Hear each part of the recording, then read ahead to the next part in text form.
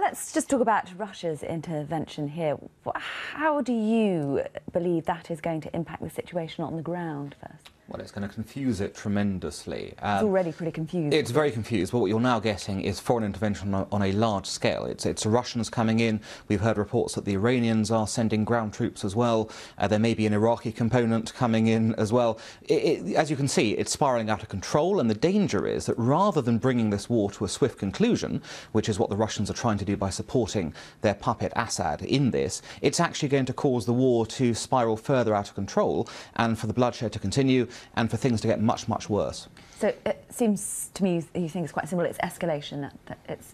Well, Putin's escalating because he can see that Assad is losing. Year on year, Assad has lost territory. He's lost control of what was once his country.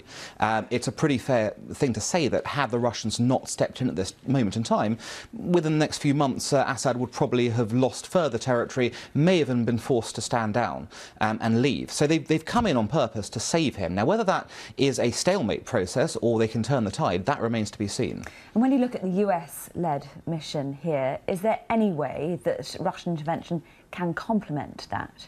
Well, not really, because what the Russians are doing is not complementary to what the international coalition's goals are. What we're trying to do is to stop ISIS from advancing and to push it back. What Russia is trying to do is support President Assad, and what they have been doing is attacking not just they say ISIS, but they've also been attacking the moderate rebels, anyone else who is opposed to Assad.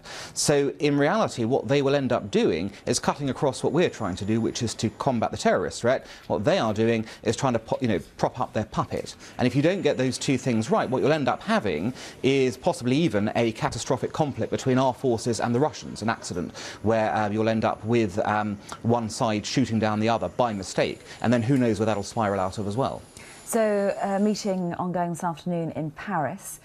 What will come out of that, do you think, after Putin has spent time with Angela Merkel and President Hollande this afternoon? Well, it's worth remembering why that meeting was called in the first place. That meeting was about Ukraine. Now, interestingly, that's gone off the agenda, of course, because of what's happening in Syria. And has it gone off their agenda, or just... No, I think they'll be talking about it, but it'll be in their minds will be Syria, and they'll obviously be talking about what's happening in Syria as well, which may deflect from the goal of the meeting, which was to try and hammer out, again, a peace agreement for Ukraine that will stick. On several previous occasions, as we know, Putin's broken it. His forces have kept on with the conflict, and this has occurred at a very interesting time, the Syria distraction, if you like, because it means that everyone's mind is on Syria again, not Ukraine, and it's unlikely that we're going to get a solution in Ukraine as a result. Coming to Syria, he will want to interpose himself as being a key player in any solution that comes out. But he's doing this, remember, to end the diplomatic isolation that occurred because of his actions in Ukraine.